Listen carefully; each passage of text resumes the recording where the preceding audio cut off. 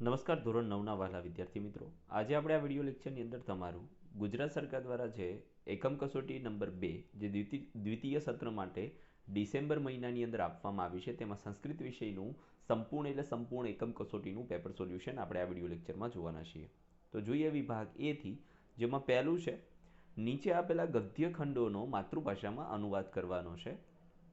एवं सती एका एवं वाणी सर्वस्य मानसं संतोषितुं नाहर्ति यः खलु आर्षेण संस्कारेण संस्कृतो भवति तस्मै मृदि रुज्वी च वाणी रोचते न तु कर्कशा कुटिला वा अंतः एतः सह वार्ता वचरे एतादशी वाणी एवं उचिता भवति.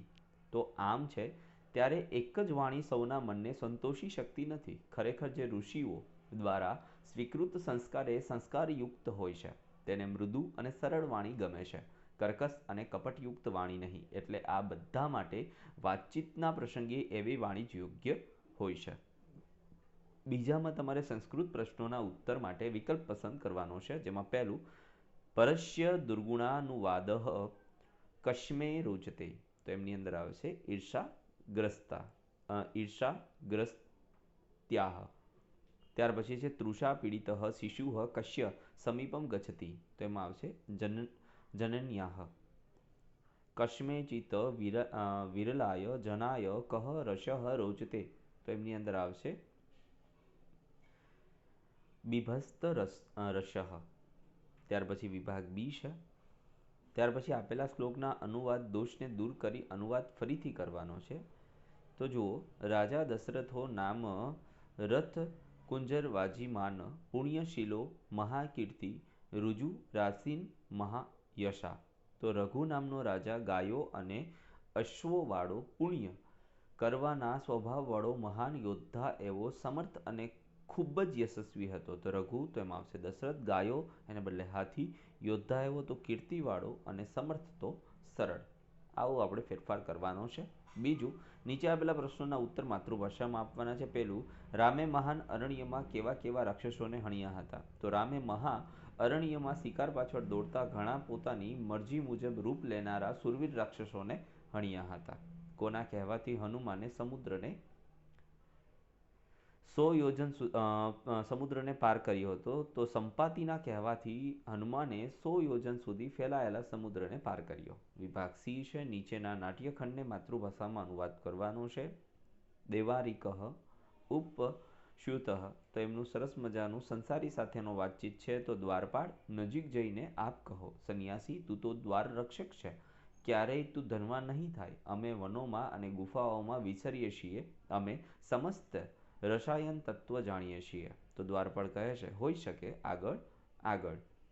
ત્યાર પછી નીચે આપેલા પ્રશ્નોના ઉત્તર માતૃભાષામાં, જેમાં પહેલું, ભટ્ટ મહારાજને શું સમાચાર આપે છે. તો ભટ્ટ મહારાજને આ સમાચાર આપે છે ગાયોનું અપહરણ થયું હતું, તેનો સુખાંત થયો છે અને બધા ધૃતરાષ્ટ્રો એટલે કે કૌરવો નાસી ગયા છે. શસ્ત્રને વિશે ભીમનો શો મત છે. ભીમ કહે છે કે મારા બાહુઓ જ મારું સહજ શસ્ત્ર છે, શસ્ત્રો તો દુર્બળજનો જ ધારણ કરે છે. વિભાગ ડી ની અંદર તમારે સૂચના મુજબ કરવાનું છે, જેમની અંદર તમારે સંસ્કૃત શબ્દનો સમાનાર્થી ચક્ષુ તો અક્ષી. ત્યાર પછી વિરોધી શબ્દ તો મહાન તો થશે લઘુહ. ત્યાર પછી ક્રિયાપદમાંથી વર્તમાન કાળના રૂપ શોધવાના છે. તો એમાં ભ્રમંતી. ચોથાની અંદર તમારે પુલ્લિંગ શબ્દ શોધવાનો છે, તો અધ્યક્ષઃ. અને ત્યાર પછી વિભાગ ઈ ની અંદર ગદ્યખંડ આપેલો છે, એમના આધારે પ્રશ્નોના આન્સર આપવાનું છે. સ્વપલિગ્રામે કે વસંતી, તો સ્વાપલિગ્રામે બહવઃ કુકુરાः વસંતી. કુકુરાણામ અગ્રેસર કઃ અસ્તિ, તો તીક્ષ્ણદંતઃ નામ વૃદ્ધ સાર્મેયઃ કુકુરાણામ અગ્રેસર અસ્તિ.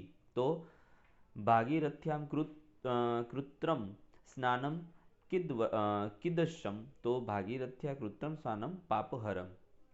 નીચેનો જે શ્લોક આપેલું છે માતૃભાષામાં અનુવાદ કરવાનો છે. તો એમનો અનુવાદ થશે ધીમેથી માર્ગ કાપવો, ધીમેથી ગોદડી બનાવવી, ધીમેથી પર્વત ઓળંગવો, ધીમેથી વિદ્યા પ્રાપ્ત કરવી અને ધીમે ધીમે ધન કમાવવું. આ 5 બાબતો ધીમે ધીમે થાય છે. અને બીજું છે દશરથ રાજાનું કે રાજા દશરથો નામઃ, તો એમની અંદર દશરથ નામનો રાજા થયો. હાથીઓ અને અશ્વોવાળો, પુણ્ય કરવાના સ્વભાવવાળો, મહાન કીર્તિવાળો, સરળ અને ખૂબ જ યશસ્વી હતો. તો મિત્રો, આ હતું સંપૂર્ણ ધોરણ 9નું સંસ્કૃત વિષયનું સોલ્યુશન. ફરી મળીશું નેક્સ્ટ વિડીયો લેક્ચરમાં. ત્યાં સુધી આવજો. જય હિન્દ, જય ભારત.